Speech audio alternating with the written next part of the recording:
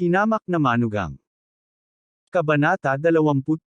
Namutla ang mukha ni Mark Lewis, at tumaas ang alon ng takot sa kanyang puso. Pinilit ni Old Lady Lewis na nasa tabi niya, na magiging kalmado at sinabing, President Wang, ang disenyong ito ay talagang ginawa ng aming kumpanya. Masisiguro ko iyon. Paano mo masisiguro iyon? Umaasa ka sa sikat na palayaw na anak ng Liwa family. Mabilis ding naglakad pasulong si Old Lady Lewis at nangako sa ngalan ni Mark Lewis, ang blueprint na ito ay ginawa ni Mark Lewis ng may pagsisikap. Mapapatunayan ko ito para sa kanya. Pangulong Wang, kung hindi ka naniniwala sa kanya, sa akin maniwala ka, tama. Ako ay nasa industriya ng disenyo ng higit sa 20 taon, dapat kong malaman ang higit pa kaysa sa iyo.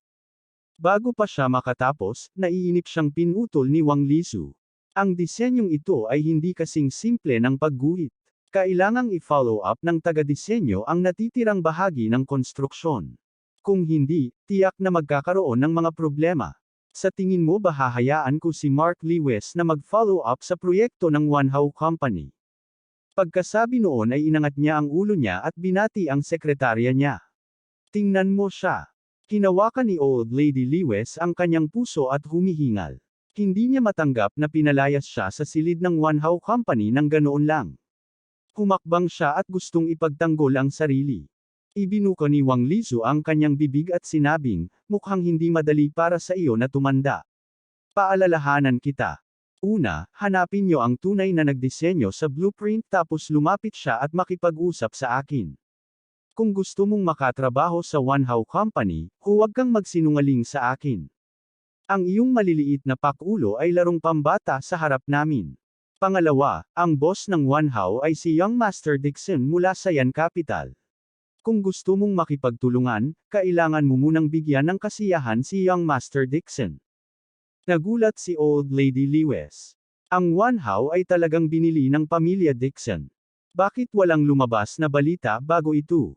Gusto niyang magtanong muli, ngunit hindi siya binigyan ng pagkakataon ng kabilang partido. Dalawang bodyguard ang sumugod at kinaladkad silang dalawa palabas ng pinto, dinala sila palabas ng Wanhao Company. Pinalayas sa kumpanya sina Old Lady Lewis at Mark Lewis sa harap ng isang grupo ng mga tao. Sobrang nakakahiya. Sa sobrang galit ni Old Lady Lewis ay muntik na siyang atakihin sa puso. Hindi na napigilan ni Mark Lewis. Itinuro niya ang pinto ng kumpanya ng Wanhao at nagmura, anong kumpanya? Ayokong magtrabaho dito. Nang marinig ang panunumbat ng kanyang apo, nagngangalit ang matandang ginang Lewis at mariing sinabi, tumahimik ka. Malungkot na sabi ni Mark Lewis, Lola, sobra na sila. Paano nila nabubuli ang tulad natin? Pinigilan ni Old Lady Lewis ang kanyang galit at sinita, sino ang nagtanong sa iyo na maging sikat sa pagiging basura? Ngayon ang kumpanya ay nawala ng mukha sa harap ng lahat ng mga kapantay sa Jinling City. Ano pa ang masasabi mo? Dahil dinuro at pinagsabihan ng matandang ginang Lewis, namula ang mukha ni Mark Lewis, ngunit ibinaba niya ang kanyang ulo at hindi nang ahas na sumagot. Matapos ang ilang sandali ng katahimikan, maingat niyang tinanong, Lola, ano ang dapat nating gawin ngayon? Pinag-isipan ito ng Old Lady Lewis at sinabing, sa engagement banquet ng iyong kapatid, ang pamilya Dixon sa Yan Capital ay dumating upang gumawa ng gulo minsan, at ngayon ang Wanhao Company ay binili na ni Young Master Dixon. Tila ang lahat ng ito ay kontrolado ng Young Master Dixon. Dixon family. Mukhang naintindihan naman ni Mark Lewis ang nangyayari. Agad siyang tumawag. Naiintindihan ko na. Siguradong si Jane Lewis ang hindi kumbinsido sa kanyang puso. Tiyak na hiniling niya sa Young Master ng Dixon family na panindagan siya.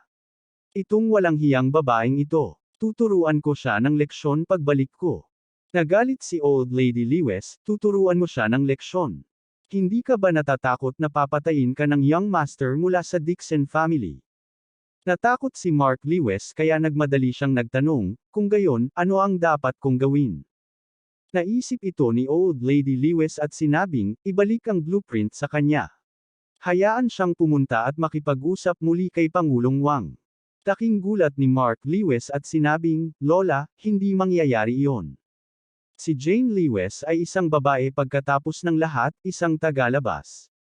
Kung hahayaan natin siyang maging direktor ng disenyo, hindi ba ito makikinabang sa kanya at kay Alex Dixon? Pinandilatan siya ni Old Lady Lewis at sinabing, kung mabibigo ang kooperasyong ito, ang Lewis family ay hindi magkakaroon ng pagkakataong umunlad. Paano mo mamanahin ang ari-arian ng pamilya sa hinaharap? Naintindihan agad ni Mark Lewis. Malamig na sinabi ni Old Lady Lewis, tawagan siya kaagad at sabihan na puntahan si Pangulong Wang. Tumangulang si Mark Lewis at tumawag. Sa oras na ito, nakauwi na sina Alex Dixon at Jane Lewis. Tumunog ang telepono. Dinampot ito ni Jane Lewis at nakita niyang si Mark Lewis iyon kaya nagalit ito at hindi sumagot. Alex Dixon made a silent gesture to her, then he picked up the phone and said, "Hello." Umuso si Mark Lewis at sinabing, "Alex Dixon. Bakit ikaw? Nasaan si Jane Lewis? Hinahanap siya ni Lola. Ibigay mo sa kanya ang telepono." Sabi ni Alex Dixon, bad mood si Jane at ayaw magsalita. Kung meron kang sasabihin, sabihin mo lang. Saway ni Mark Lewis, sino ka sa tingin mo? Nagkibit balikat si Alex Dixon at sinabing, then forget it, goodbye. Nakita siya ni Jane Lewis na ibinaba ang telepono at gulat na sabi, hinahanap ako ni Lola, meron siyang kailangan diba? Bakit mo ibinaba ang telepono? Nagkibit balikat si Alex Dixon at sinabing, sa tingin ko ay darating ng personal ang matandang ginang. Maghanda ka. Labis na nagulat si Jane Lewis, anong gagawin ni Lola dito? Napangiti ng mahina si Alex Dixon at sinabing, syempre pupunta siya dito para magmakaawa sayo. Sa kabilang banda, hinawakan ni Mark Lewis ang telepono na puno ng galit ang mukha, itong basura, ano ang tingin niya sa amin? May lakas na loob pa talaga siyang patayan ako ng telepono. Napakapangit din ng ekspresyon ng matandang ginang Lewis, at malamig niyang sinabi, dapat nilang malaman na kailangan ko ang tulong nila ngayon. Sa puntong ito, nanganganga ang mga ngipin ng matandang ginang Lewis at galit na sinabi, sige, kung gayon, ako mismo ang pupunta sa kanyang bahay para makita siya. Gusto kong makita kung ano pa ang gusto niyang gawin.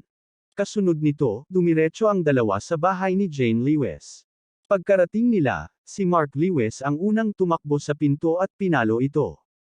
Binuksan ni Alex Dixon ang pinto. Nang makita niya si Mark Lewis sa pintuan, tumalikod siya para harangan siya sa pagpasok. Tinanong niya, anong ginagawa mo dito? You are not welcome here. Galit na sabi ni Mark Lewis, nasaan si Jane Lewis? Ilabas mo siya. Umiti si Alex Dixon at sinabing, masama ang mood ni Jane at ayaw niyang makakita ng mga bisita. Bumalik ka na. Alam niyang dumating ang matandang ginang Lewis dahil kailangan niya ng tulong, kaya handa siyang humingi ng tulong sa mga ito. Bumantong hininga si Old Lady Lewis at malakas na sinabi, nasaan si Albert? Nasaan si Helena? Tanungin kita, bakit ayaw niyong pumasok ako sa bahay niyo? Nang marinig ang kanyang biyenang si Helena ang tawag, dali-dali itong tumakbo palabas ng bahay at hinayla si Alex Dixon. She smiled apologetically and said, Ma, hindi ko narinig na andyan ka pala. Pumasok ka na agad. Kung may kailangan ka, tawagan mo lang ako. Hindi mo kailangang personal na pumunta dito. Malamig nang umuso si Old Lady Lewis at hindi pinansin si Helena. Pumunta siya sa sofa at umupo at nagturo, tawagan mo si Jane. Mabilis na naglakad si Helena upang tawagin si Jane Lewis at si Albert Lewis ay lumapit upang magbuhos ng tsaa para sa matandang ginang. Napakabilis, lumabas ng silid si Jane Lewis at walang ekspresyon na umupo sa tapat ng Old Lady Lewis. Pinandilatan ng matandang ginang Lewis si Jane Lewis at pinigilan ang galit sa kanyang puso habang sinasabi, Jane, may gusto akong hilingin sa iyo. Bawal kang tumanggi sa responsibilidad. Nang makita ang hitsura ng kanyang lola na dumating upang manghingi ng tulong sa kanya, medyo nabalisa ang puso ni Jane Lewis habang sinabi niya, ano ito? Malamig na sabi ni Old Lady Lewis. Pumunta ako sa One How Company para makita si Pangulong Wang sa hapon, ngunit hindi pa rin pinirmahan ang kontrata. Sinabi ng kabilang partido na ang One How Company ay binili ni Young Master Dixon. Pumunta ka doon at hilingin kay Young Master Dixon na pirmahan ang kontrata para sa akin. Abangan ang susunod na kabanata.